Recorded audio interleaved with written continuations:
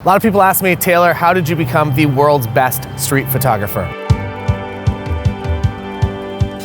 I'm going to go through some of my tips and tricks for becoming the world's best street photographer. There's a lot of money in street photography, so let's get started. It's very simple. First is always keep the lens cap on. Like that way you keep your camera clean. Even when you're taking photos, there is no risk of having it dirty at any time. We're here in Waterloo, Ontario, Canada. And when you think of places that there's stories in the walls, that the urban landscape just absolutely phenomenal, you for sure do not think of Waterloo, Ontario, Canada. This place is super boring, and that's exactly what you want in street photography.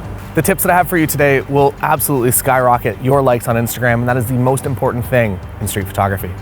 In street photography, you might think to yourself, hey, I need a really great, expensive film camera like this, say this Leica, what is this, an M6? You might think you want that, but what you actually want is something more like this Fuji GFX 100S with a 100 to 200 millimeter zoom lens on it. A lot of people really focused on getting prime lenses for their street photography like this. It made in Canada, even this 35.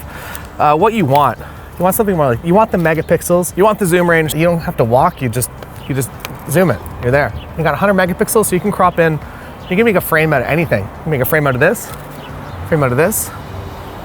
There's no card in this camera. If you absolutely must shoot with a film camera, make sure to not use a normal film like a 400, a 200, an 800, no. You gotta go for a 3200 or something like this Lomo ISO 8.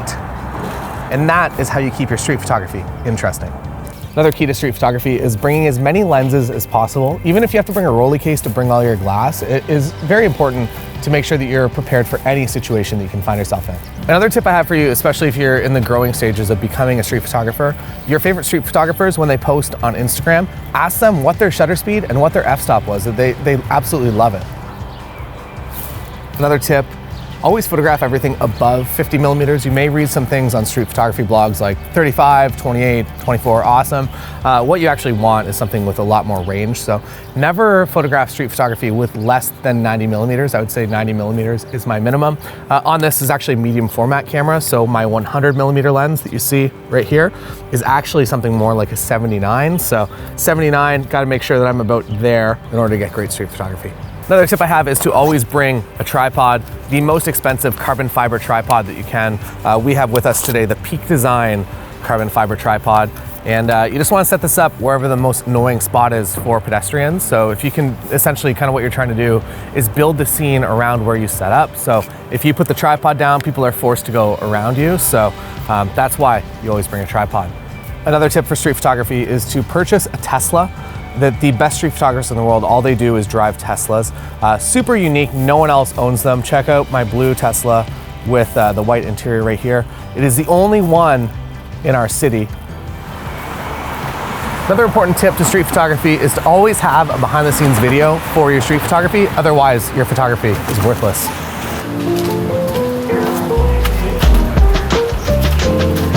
The next street photography tip is definitely to always be completely wide open on your lens. What you really want in street photography is that very nice bokeh.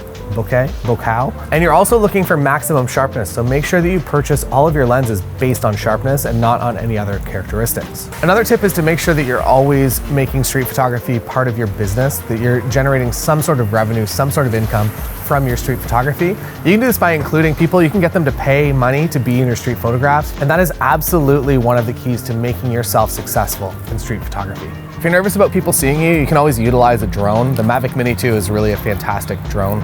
And if you don't actually want to be out on the streets, you can actually just sit in your car and just fly the drone and do your street photography actually from your drone, which is a huge advancement in technology. Another tip that I have is to select locations based on the number of likes they're going to get on Instagram.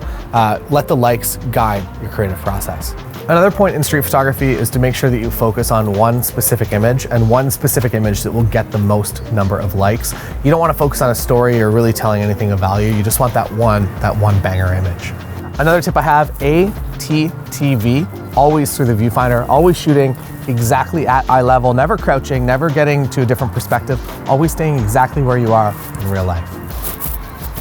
Another important thing to do in street photography is to set up your own scenes in order to get the best street photos. So right now it's raining, and we're actually gonna get Josh to run through the scene so I get a great street photograph. Channel the energy of a panther. while you run. And keep in mind, there's no memory card in this. Bye, Josh. Good luck on your new life as a street photographer. You'll make millions. You'll buy a blue Tesla with a white interior. Another key street photography tip, ABS. That means always be snacking. Just a regular crispy fried chicken, medium. Okay. Always be snacking, even in the rain.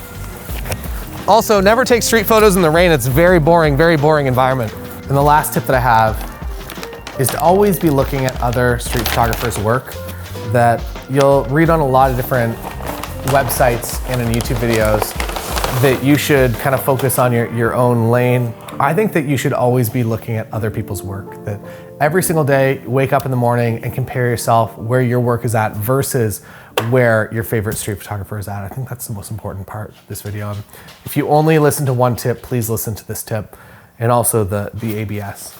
Always be snacking. And there you have it. Now you are a significantly better street photographer than when you began this video, and I'm very happy that I brought that to you. Until next time, I'm Taylor Jackson, and I'll see you that next time.